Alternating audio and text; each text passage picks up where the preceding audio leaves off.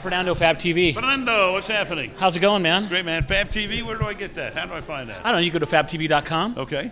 Pretty easy. Or fabulous.tv.com. Okay, you got it. You're like one of the top 5 voices of football. I mean, when you start talking, you can talk about anything, and I think football. Okay. How does that feel to be one of the voices of football?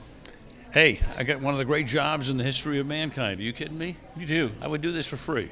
Don't tell my boss. I don't tell anybody I would that. do this for free. It's great. It's a great job. How are you so articulate when you're making your play calls? I listen to you all the time, and I mean, the players fumble, but you don't stumble with your words. Once in a while, you can't be perfect. And we're on the air for 3 hours. It's live. It's unscripted and all of that. But I don't know, experience probably more than anything else. I've been doing this since I was like 4 years old. I know. So I'm doing this since the 1800s. I'm I know. not sure you're aware of that, but I was born in 1864. I saw you. Were you? Yeah. Well, when Andrew Johnson got thrown out, when he was impeached, I was on the White House lawn when that happened.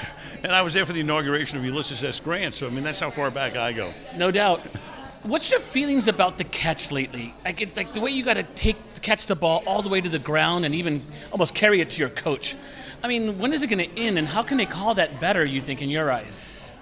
You have to survive the ground. That's become the phrase. By the way, none of us, at the end of the day, none of us will survive the ground. So we're all going to be in the ground, right? Ooh, yeah. But you have to survive the ground. It's so crazy.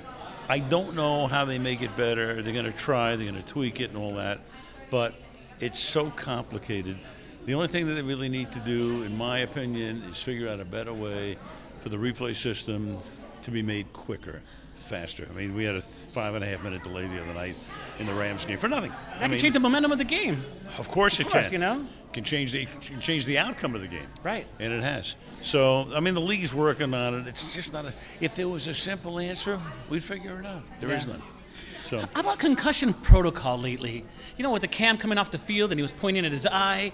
I mean, how do you think that could get fixed, or how do you make that judgment call as a coach? Well, and you need Cam Newton in the game. Well, no, they're gonna fix that. I mean, the league's going to allow the trauma people and the medical staff to make the decisions on this. It used to be the coach or maybe the team doctor or whatever. Now there's a definite protocol, and the referee has the ability to take the guy off the field. The Seattle Seahawks paid a fairly steep price. $100,000 fine? $150,000, I think, for Russell Wilson doing a drive-by medical exam. Right, so that's not going to happen anymore. But I think that look, they're trying to make this better. They're doing it in bits and fits and starts and bits and pieces. But clearly, they're going to have to come up with a situation where, if there's any doubt, the guy's got to be out.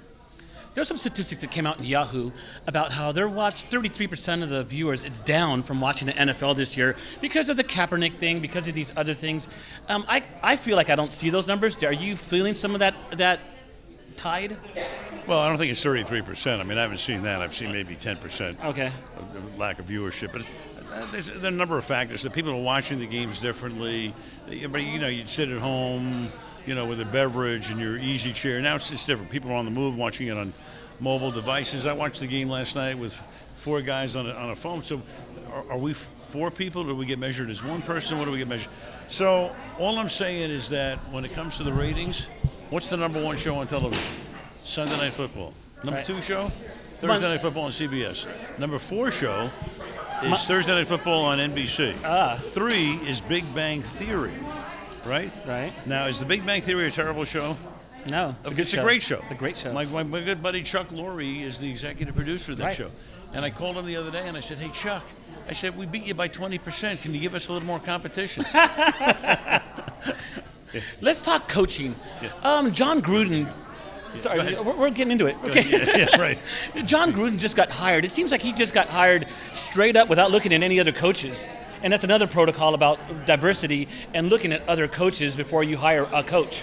And that was everybody, all Raider Nation, wanted John Gruden back, and it seems like he got the job hands down. No one's coming in there to unseat him for that job. What are your thoughts about how they hired John Gruden at Raiders? Well, I don't know the inside of it, but they had to go through some protocol, as you say. You just couldn't go out on the street.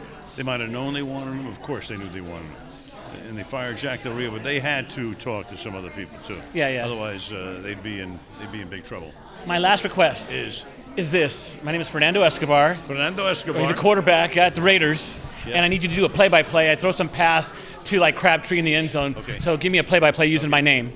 All right. It's 3rd and 10. Fernando Escobar, back to pass, avoids the sack, moves out to his right, looks downfield. The clock is at 0. Throws, intercepted in the end zone. Game over. Awesome, man. Awesome. Awesome.